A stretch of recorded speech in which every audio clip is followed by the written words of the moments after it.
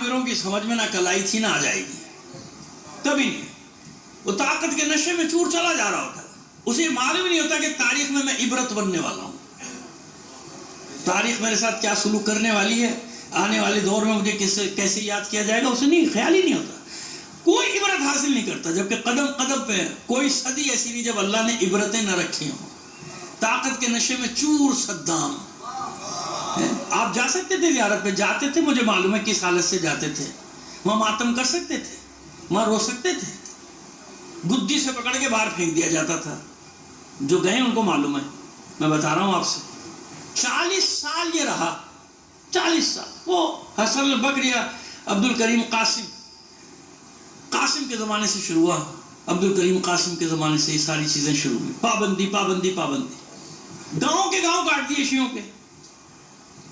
8 लाख शियों का कत्लेआम उस वक्त हुआ है। उसके बाद कितना हुआ, अब तक तो 20-25 हो गए जो बाद में मारे गए। 8 लाख उस वक्त जब करके इराक की आबादी टोटल थी 1 करोड़, अब तो 2-2.25 करोड़ हो गई ना, 1 करोड़ आबादी, 8 लाख यानी 8% आबादी गायब। ऐसा मारा उसने।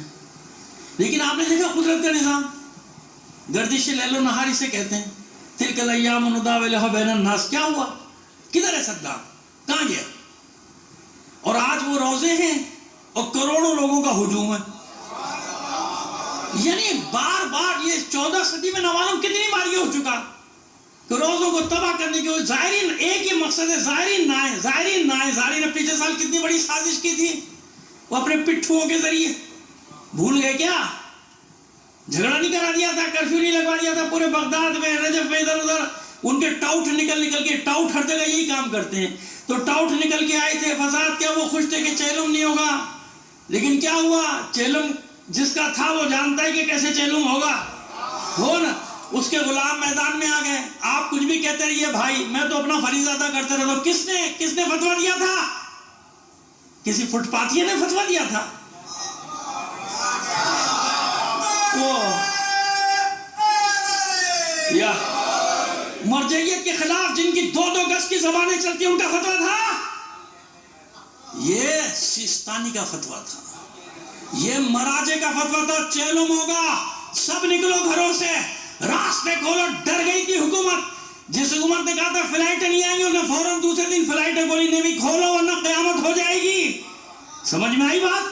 तो वो जानते हैं कैसे बचाना है, कैसे जिक्र जिंदा रखना है। मैं सिस्तानी को थोड़ी कह रहा हूं, मैं उनको कह रहा हूं जिनका चेहलुम है। ये तो उनके गुलाम है। तो गुलाम और आका यहीं से रिश्ता साबित हो जाता है कि वक्त पड़ने पे निकलता कौन है। सामरा से लेके अब तक का अपने आंखों से 10 साल का देख लो ना, कि 10 साल में किसके फतवों में जंगें लड़ी गई हैं, 10 साल में किसके फतवों में माओ ने भेज दिया बच्चों को। यहाँ बैठ के बड़बड़ करना बड़ा आसान होता है। वहां जाओ मैदान जंग में, तुम्हें मालूम हो। सुनिए एक बात और, नजफ से करबला जाते हैं आप 90 किलोमीटर, कहीं से 85, कहीं से 95 किलोमीटर है। जहां से निकलते हो तो वहां से होता है ना 5 किलोमीटर कम या 5 किलोमीटर ज्यादा, खैर 90 एवरेज 90 किलोमीटर चले जा रहे हैं आप। कितने सुकून से जा रहे हैं, कोई परेशानी, खाना पीना सोना सब है ना। 3 दिन में जा रहा है, कोई 4 दिन में, कोई 5 दिन में। पहुंच रहे हैं ना, कैसे पहुंच रहे हैं? आप समझ रहे, वो खाली चेक पोस्ट है, जो रास्ते में चेक पोस्ट है वो तो आपके लिए है। खुदा के बंदो, मैं आपको बता रहा हूं, आप जब सड़कों में चल रहे होते ना, आधा किलोमीटर दूर तो कभी पैदल चल जाओ 1 किलोमीटर, अगर कोई तुम्हें रहनुमा मिल जाए। हजारों मुजाहिदीन 15 साल से लेकर 25 साल तक उनका सिन है, वो तुम्हारी हिफाजत कर रहे होते हैं ताकि बाहर से इधर से कोई दहशतगर्द खेतों से देहातों से निकल के हमला न करे। मालूम है आपको? तो वो भी तो चले जाए, वो भी तो शिया है कि हम भी चेलुम मनाने जाएंगे। तो वो चेलुम मनाने जाएंगे तो आप कैसे मनाएंगे?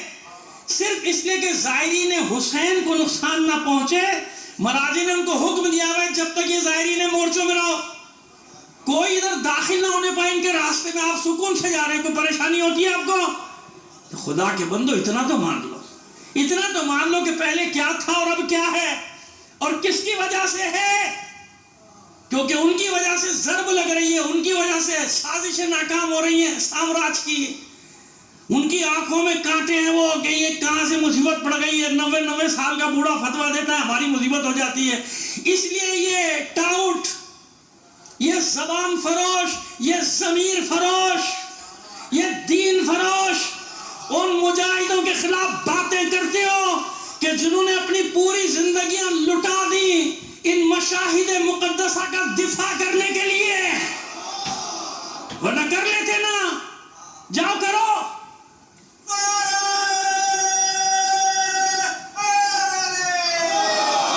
عقل مندوں کے لیے اتنی بات کافی ہے سمجھنے کے لیے، نہ سمجھو کو نبی نہیں سمجھا سکتے، امام نہیں سمجھا سکتے، میں کہاں سے سمجھاؤں گا؟ صلوات بھیجیے محمد آل محمد پر۔ صرف اتنا تو اور کر لو کہ تم جا رہے ہو، جو زیارتیں کرو کو اتنا تو مان لو۔ پہلے جاتے تھے کیا؟ کرتے تھے پہلے ایسے؟ تو کس کی وجہ سے یہ ہو رہا ہے؟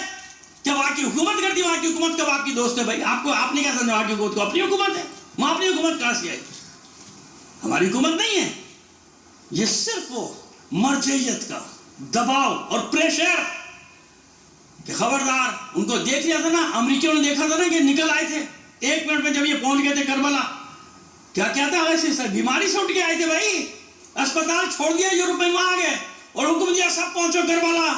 ایک گولی نہیں چلی، بھاگ گئے تھے امریکی کربلا چھوڑ کے، کیوں؟ ان کو یہ بتا دیا گیا تھا کہ جو سیلاب آ رہا ہے نا انسانوں کا، تمہارے نہ ٹینک سے رکے گا، نہ توپوں سے، نہ ہوائی حملوں سے، نہ ایٹم بم سے، بس یہ آ جائے گا کربلا اور تمہیں رونگتا ہوا نکل جائے گا۔ بھاگ گئے، آج تک دوبارہ ضرورت نہیں ہوئی، حالانکہ وہاں تک پہنچانے والے بھی ٹاؤٹ تھے۔